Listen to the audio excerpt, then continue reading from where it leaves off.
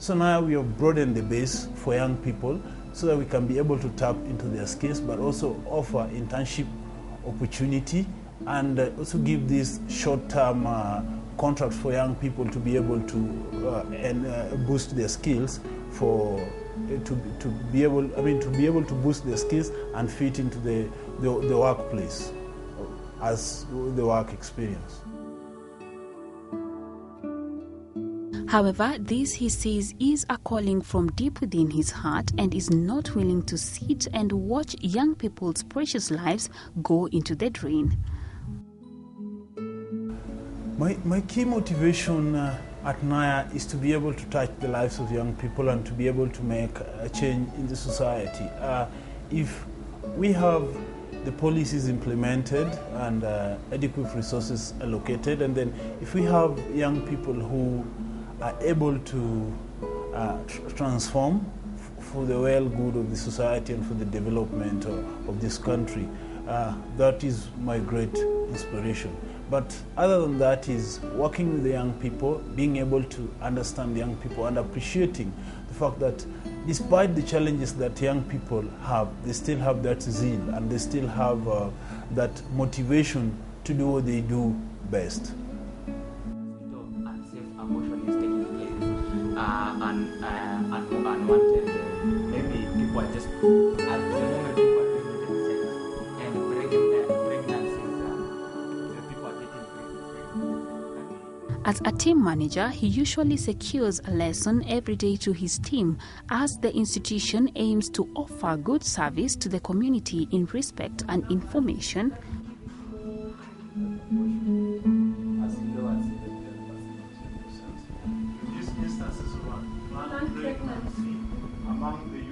Then we realize that our young people are looking for situations and places that they can be able to just go and talk to someone and lean onto someone and just share exactly what they're going through. So it's us as NAYA Kenya, we just want to call upon all the service providers and all the organization providing youth-friendly services in the country to be able to make sure that we have enough information for our young people. Our young people can be able to access screening and treatment of the different sexually transmitted diseases without stigma and discrimination, and that they are able to be treated with the right attitude.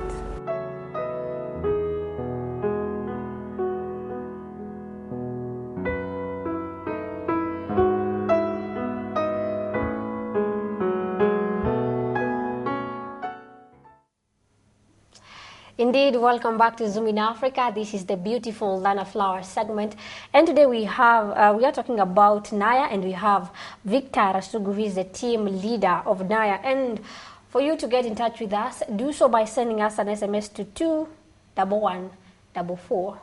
Actually, before we watched that video clip, we were on the topic of unprotected sex, because, like we are saying, it's time we awoke to the fact that youths are engaging in sex as early as 15, 12 years. Yeah. How do we go about this topic? I mean, one of the things we need to do, Henry, is we must introduce comprehensive sexuality education in our school. And I'm happy that the Ministry of Education and UNESCO are already working on this, on a package within the schools. That is one at the school level. At the household level, we must be able to talk about sexuality issues with our parents. It's no longer about tabia mbaya and all this. I mean, one thing I believe in is sex is pleasurable.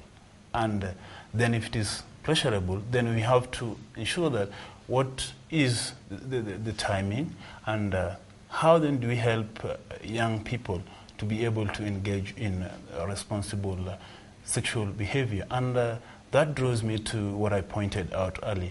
Youth-friendly services also provides this link that you have young people who are out of school, those in school, they're able to access the services. And we are looking at young people who leave school at 5. So one of the things in the youth-friendly services, the working hours must also be convenient for young people. And then even where these services are placed. Young people don't want to walk into a health system whereby they're queuing with the mothers who are going for postnatal care. Yeah. They want a convenient place where they can be able to, one, get information, two, have a provider who will not judge them, three, somebody who will also treat them with dignity. At the church or the religious institutions, we must also make a deliberate move to talk about sex, because more often than not, we assume that these people, they go, they interact, but they still engage in sex even within those settings. To cut you short, Mr. Victor, Yes. here I am within a faith-based organization. Yes. And you're telling the clergy to stand in front of the people and actually speak about sex among the youth. How acceptable do you think that is within our current society? Henry, one of the things we need to do is we look at what are the programs that we can introduce in the faith-based settings so that we can be able to give this information to the young people. We've seen also there are those faith-based institutions that have a package. There is the main function where people go, and then after that there are breakaway sessions for young people where young people get to know what happens, and young people need somebody to mold them for them to be beautiful than a flower. That's exactly the link they're looking for. Yeah. And when you talk about doing one wrong thing, it gives birth to so many wrong things. And in this case, when you're talking about sex among the young guys, you find also they are the same people who are aborting a lot. And this is an issue that even sometimes they're helped by parents so that they can hide the shame because of the way the society tackles the issue of abortion or the issue of early pregnancy. So when it comes to abortion, how is Naya? Have you ever come across such situations, and how do you go about it? One thing is, if you look at the Constitution, Section 26, subsection 4, abortion is allowed where, in the opinion of a health provider, the health and life of the mother is in danger. And we have to look at what happens to young people. The young people who they do, something, you'll see young people taking a hot wire and they insert this through the vagina. Is that the kind of society we want to see? Do you want to bury our heads in the sand and say these things are not happening? And do you want to condemn young people in totality? We must look at what are the services that we can provide for the post-abortion care. But we also have to look at, because abortion comes as a result of unprotected sex. Yes. So how then do we also mitigate this at this level so that we don't have so many young people dying because of the unprotected, because of unsafe abortion? Yeah. Actually, viewer, this is a topic that you cannot want to miss out, reproductive health, especially among the youths who are out there. And we have SMSs, we'll take a couple of them. Hi guys, I'm Joachim, one of Naya media advocate at Naya. Tell Victor you have a mentor. He says you are his mentor, and he's so proud to be associated with Naya, especially on the way you're changing lives of people and fellow youths. God bless Naya. Another SMS saying that is a good job of assisting the youths. Congrats. That's Njeri. She did not tell us where she's coming from. Thank you, all of you who are sending us SMSs. And if you want to do so, always text us on 21144. And now back to our topic of discussion. You know why young people would do such things, and maybe they don't want to go and tell their parents. You find out they will use other means, maybe their boyfriends or their friends, to know where abortion is done. And when it comes to matters of sexuality, it is not taught in schools, and if they do, they don't go deeper into the reality of the matter. You remind me whereby I think standard 6 or 7, when we got to upper school, upper class, that's when you'd turn a page and everybody see a diagram. Diagram and kind of. And as young kids, you would just open and laugh about it. Sure. But it is a challenge because maybe our education system, they don't go deeper. And also at home, your dad, as me as a lady, maybe, or as a young girl growing up, maybe it's a young girl at home. The dad will not sit there and talk to her about matters of sexuality, and the mom would not. They just shy away. What is Naya doing about it, and how are you involving parents, because it is very important?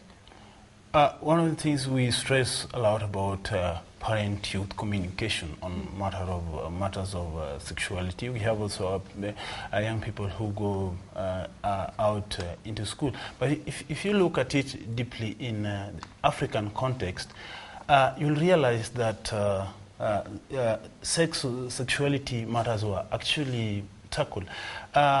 Coronia 2002 in her study pointed out that there was that traditional context, and I think we have lost that, where the boys would go with their grandfathers or fathers into a room and discuss this. The girls will also go with their aunts or mothers into a room, a separate room, and discuss this. But then there is a missing link between that, and we have lost the traditional approach and the modern approach. And the reality is, if you don't talk to young people about sexual health and rights, they have the media, they have access to internet, they have peer, and they will get all sorts of information. So then, as a society, then there is need to course-correct this, and to course-correct this, we must make deliberate efforts to communicate to young people about sexual health and rights. Actually, many people are appreciating what you guys are doing. Greatly impressed by what Naya is doing with the young people. God bless Naya. But I would love to know, once you have been able to curb this youth, what do you do with them? With their hearts especially, because as the Bible says, guard your heart with all diligence, for the issues of life flow from the heart. What do you do with these people? One of the things we do with these young people is, our young people also graduate. They become mentors of other young people. So it's that transition.